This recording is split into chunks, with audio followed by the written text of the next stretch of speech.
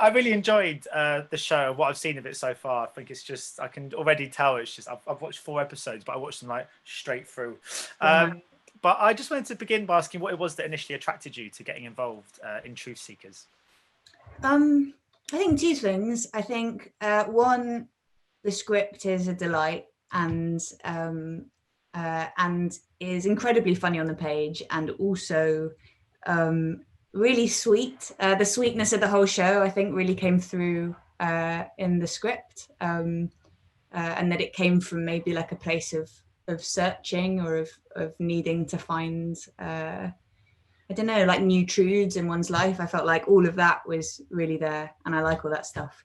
And also, I I grew up watching Spaced, so being in a room with Nick was like an out of body experience for at least 3 weeks. So yeah, I think both of those things. And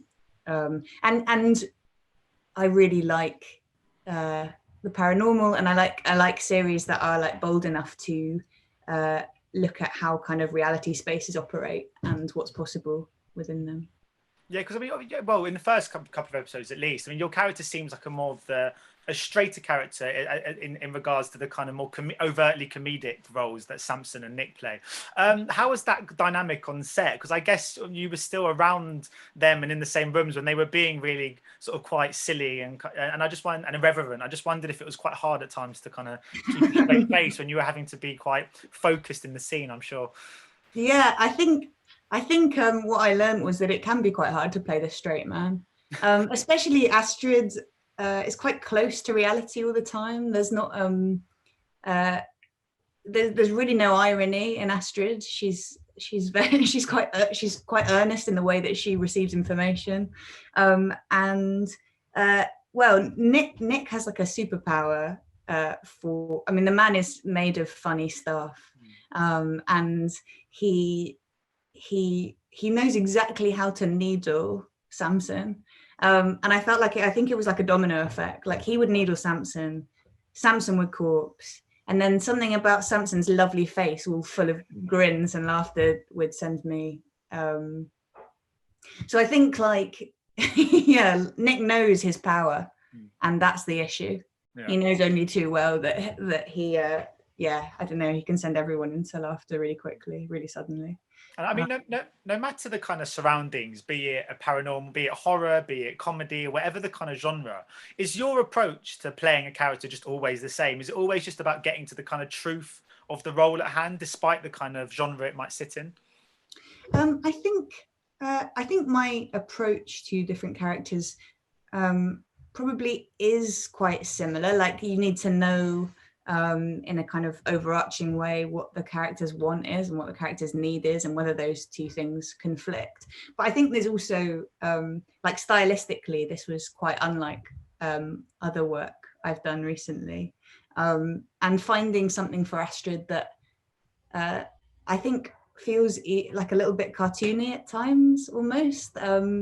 Actually, when I was first thinking about her, I was looking at Spaced, because I think in Spaced there's a like beautiful openness and kind of naivety in the characters, even though they're, you know, living full and complex lives. And something about the way that those characters are drawn, I definitely like influenced how I approached Astrid, I think. I was actually watching Spaced quite recently. I had it just again. Every sort of 3 years, I just decided just to do it all again. Oh, sorry. Yeah. She didn't like the sound of that. Yeah, but just wondering about. Well, I was just going to ask you. It's a brilliant TV show, isn't it? I think it is one of the greatest things that this country's produced in decades. Me too. I had never seen. I just never seen that genre. Felt so new to me when I first watched it. And also I think there's been very little that describes so well, maybe until something like I May Destroy You recently, that describes the experience of living in London or living in a city in a bedsit with a load of other people, sort of trying to go out into the world and form some sort of professional persona, whilst then like going home and having a living room full of 6 other people like stacked high with pizza boxes. Like also that I've so rarely seen drawn so well. I think that just stuck with me for for ages. It's just great, isn't it? It's so good. And I want to ask as well about spending time with Malcolm McDowell, because I was lucky enough, I interviewed him at the beginning of lockdown just on the phone, and he just was recounting these kind of stories of his amazing kind of career and experiences, from sort of having Chinese takeaway with with Stanley Kubrick and all these kind of small things that I'm kind of just in awe to hear. I just wondered about working with him, and if he was a bit of a storyteller on set as well, if he just saves that for journalists. Yeah, working with Malcolm was mad. I mean, just I really never ever expected in my life to be in a room with Malcolm McDowell, let alone sharing like a set with him. That was not anything I expected to be in the diary. And he is a huge storyteller. I mean, it's sort of like a person who he feels like a time traveler to me, because he has this like amazing energy and sort of youthfulness, I guess. And yet the stories that he tells feels like they span like about 150 years. Absolutely mad. Yeah, so no, he definitely he's really generous, I think, with sharing events in his life and things that have happened to him. It does feel a bit like meeting a legend. Because obviously, I mean, this is launching next week. I just wondered if you had any kind of plans, albeit virtually, to kind of watch this and have like a family Zoom after or something. Because obviously, usually when things like this come out, I imagine you kind of get together with all your favorite people and you'll watch it, or there'll be casting crew and all that kind of stuff. I just wondered how you're kind of commemorating the release of Truth Seekers next week in a kind of post-COVID world. Well, yeah, with Truth Seekers coming out next week, I think I'm going to try and combine it with with a socially distanced Halloween, because likewise, presumably the little kids can't come around with their buckets these days. Oh, yeah. Presumably that's not going to happen.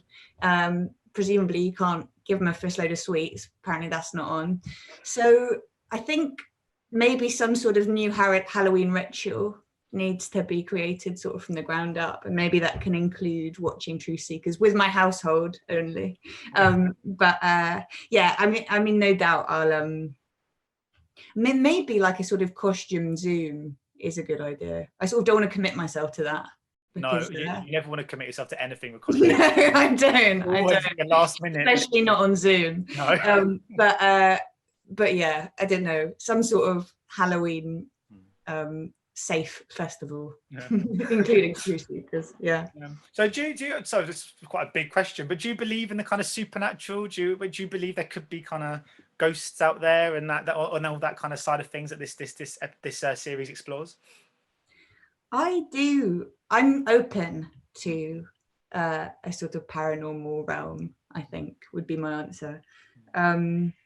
My family, when I was growing up, had strong relationships with the spiritualist church, which essentially, for anyone who hasn't been, it's great. It's like going sort of similar to going to a Church of England service, except that sort of in the middle where you might have someone talk at you for ages, there's a medium who communes with people who've passed for 40 minutes.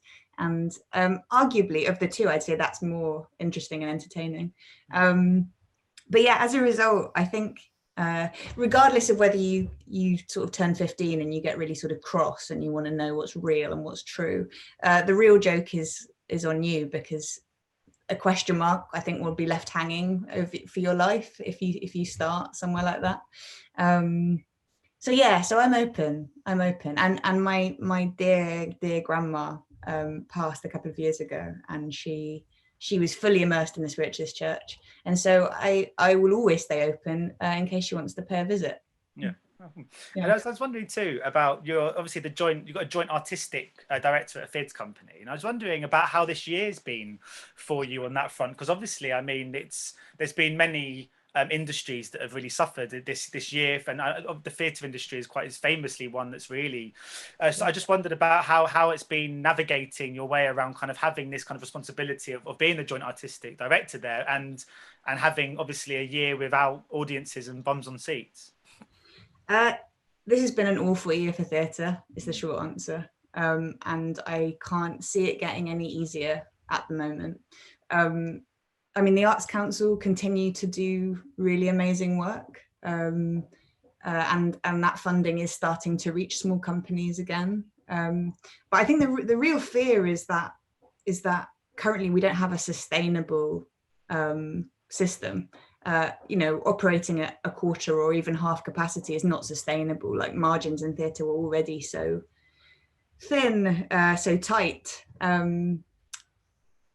Yeah, I am, to be honest, that side of me is scared for people who the theatre industry need, and possibly can't look after them right now. And I do think that we will see people leaving that industry. I have really good friends who are thinking about moving to pastures new because at the moment there's not enough government support, is the short answer, for those institutions. But I think there's a real big need and love for it and for the medium. So I do think I think it will survive. I think there'll be some hobbling for a couple of years, but I am optimistic overall.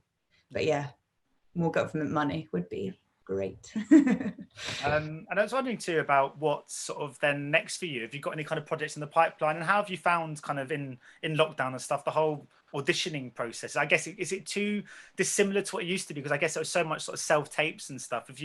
How have you found these kind of last few months as an actress, and also what might be coming up in the future for you too? Yeah, so the last few months have been quite surreal. I mean, there was a big section, obviously, as for a lot of people, during lockdown, where really the industry went very, very quiet. And that was a scary time because that felt really like free fall. But then in the last few months, TV and film particularly have, as we know, started to go back into production. And suddenly it's all, primarily self-tape based. So I've been spending a huge amount of time in this living room. And I mean, in a way, I think it's probably improved my relationship with self-tapes. The thrill of just like doing some work, having something clear to work towards, was lovely and was a gift. And I've just been working, filming a feature called Mothering Sunday, which is an adaptation of the Graham Swift novel. And that's just been great. It just felt like everyone there was full of a sort of naughty, giddy energy, just that being able to work again and being, able to do the thing that they're good at. So that's been lovely. And I don't know when I could expect that to be out, probably ages. So that's what I've been working on. And hopefully doing some big TV next year. Oh, cool. I can't talk about that. Well, best of luck with everything. I know obviously this year, it felt like obviously at the start of the year, it could have been a big year for so many people in this industry. It's all been put on pause a little bit, but next year will be the one. And good luck with your the theatre as well. Hopefully that all gets the funding and support it deserves. Cool. Brilliant. Ladies and gentlemen, you're watching Hey You Guys! Hey You Guys, huh? Hey You Guys. Is that from the Goonies? It is indeed, yes. Nice. Hey